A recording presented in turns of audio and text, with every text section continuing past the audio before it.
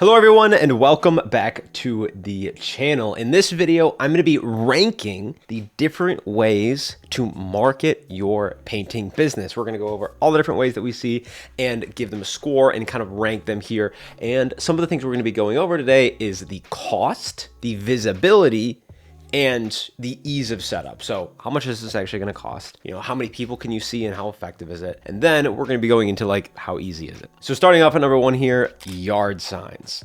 Cost for this is, I would say, mid-range here. To get about 100 yard signs, it's going to cost you $500 to $600. Ease of setup, it's relatively easy to do. You place them in, corners or different spots that you want to be, and you can kind of sort of target them depending on, if you put your yard signs next to really nice neighborhoods, you're showing to those people. Or on the flip side, if you're showing them to people in very, very bad, rough neighborhoods, those are probably going to be the areas that call you. So you can kind of do a little bit of targeting there, but you can't like filter people like you can with some other types.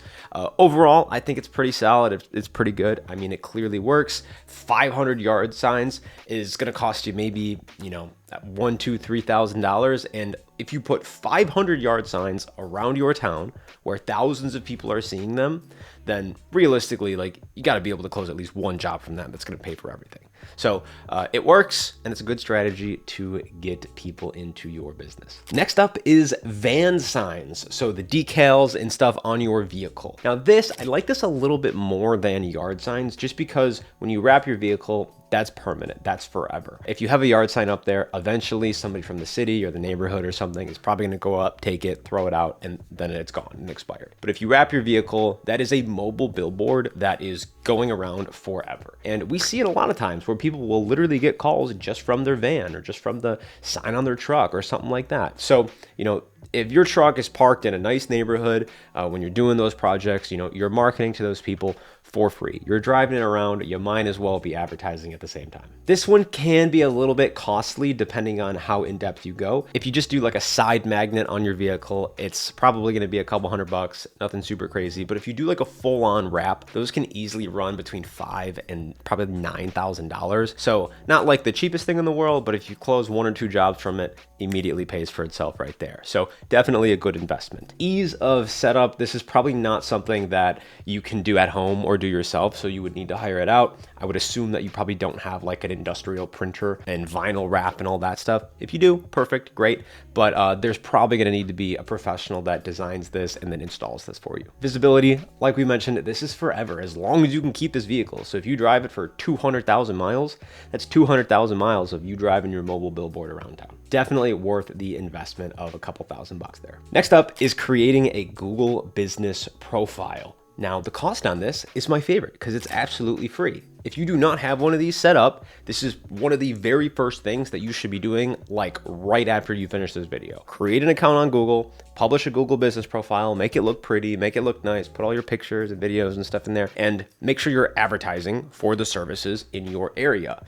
If somebody in your area looks up painting services near me and you're not on that list, it's gonna be really hard for them to figure out who you are. So cost is excellent on this one. Visibility is pretty solid too. If you're in an area where there's a lot of competitors and maybe they have a lot more reviews or things like that, it's gonna be kind of hard to figure out who you are and for consumers to see you. They're probably not gonna scroll past 35 other companies with 5-star reviews that have hundreds of them to go to you if you just had 2 3-star reviews. So you really have to, compare to your market there, but people will still call you from this. And ease of use, I would say this is probably like a 5 out of 10. You should probably know how to, work a computer, have a Google account, upload to some things and like that, but it's not like crazy tech savvy. You don't need to be a wizard here on a computer to create a Google account. Next up is going to be posting in community Facebook groups. Now, all the time I see like the moms of Macomb County or the dads of Shelby or whatever. Usually there's like some mothers of XYZ town that's probably in your area or somewhere close. Those are great spots to advertise your business, post, just let people know who you are. And a lot of the times there are people literally in those groups who are asking for referrals. So great spot to make some introductions. It's absolutely free, so that's awesome. Visibility is usually pretty solid solid because depending on the group, you are able to, advertise to those people who are literally looking at that exact time. It's pretty easy to do this as well. The only kind of downside that I don't love about it is that once you make that post or once you kind of go in there and talk to people, like you have to physically keep doing it and, physically put the work in to get the return there. So it's not like creating a Google business profile where you throw it up there and you don't need to make a new profile or something like that. And you got to get reviews, but it's not like you have to do the work all over again. Next up is referrals. Now, if you do a great job, that is one of the best ways to market your business. Or if you do a really bad job, people are probably going to talk about it too. But the cost here can be pretty high because you have to go through all of the work. You have to do a really good job. You have to make sure your crew is trained. So it can be quite high to actually get those referrals, those reviews, and things like that. But they are one of the best things once you have them and once that invisible hand of word of mouth starts coming in. Visibility, this one can be a little bit tricky. It's kind of invisible. You can't really see it. You don't really know when a referral is coming in. You hope it does, but you're kind of just crossing your fingers. So it's great when it comes in, but I don't think it's a smart idea to 100% rely on referrals because when things are slow, you have no control. Ease of setup. This one, it can be tricky to get a good stream of high quality referrals in. It's going to take probably a couple years and, you're going to need to be in business for a while. But once they come in and once you've really cracked how to make your clients happy, then, they're just going to keep pouring in. Next up is Facebook ads. Now, the cost of this can be, I would call this mid-range. Realistically, you're going to be spending anywhere between $1,000 to $2,000 per month on Facebook ads if you're marketing your business. This can be really great for visibility as well because you're showing to people, you're also showing to people who are interested in, what you are selling. They're interested in getting their kitchen cabinets painted, getting a quote for services, and you can also filter those people as well. So if you want to choose men or women or people over a certain age or people in a certain area, maybe you only want to do business in wealthy areas, you can choose who's seeing those ads. Now, the ease of setup on this one can be a little bit tricky. A really, really, really important thing on Facebook ads is you got to make sure that you nail the creatives. So if you can film good videos, script them well, be confident in front of the camera and, show what's going on. If your ads look like they were filmed on a French fry, they're probably not going to perform super well. But if you can create professional quality looking ads, then the high quality people that you want to attract are going to notice that and start becoming your leads. Next up is Google Pay per click. Now, Google Pay per click is probably one of the more expensive things on this list. Cost is definitely up there. You're going to probably be spending $1,500 to $2,500 per month on a campaign. And then realistically, it's going to be just a bidding war. There are a lot of things that you can control on Google Pay per click. You can control your landing pages. You can control who's seeing the ads. And you really have a lot of technical advantages there. But PPC is sort of getting phased out here. And it's really going to be only for people who have done all this other stuff first. And then they're kind of just looking for an add-on to crack Google. Visibility, again, you're showing to those people who are actively looking for your services on Google. So it's going to be great for that. You're going to be showing to the highest quality of leads out there. But ease of setup on this one is probably at the bottom of this list. It is going to be very challenging if you've never done any of this stuff before to start a Google PPC campaign from scratch. There's a lot of variables and there's a lot of things to kind of really crack there. So I really wouldn't recommend doing that one yourself. Next up is Google LSA. This is one of my absolute favorite things out there. This is what is kind of replacing PPC. If you are in an area that has Google local service ads, I would highly recommend running those for your painting company. One of the big ones here is going to be cost. So you only actually pay for qualified leads when they come in. So what do I mean by that? If you are advertising cabinet painting and somebody calls you and asks about that service, that's a qualified lead.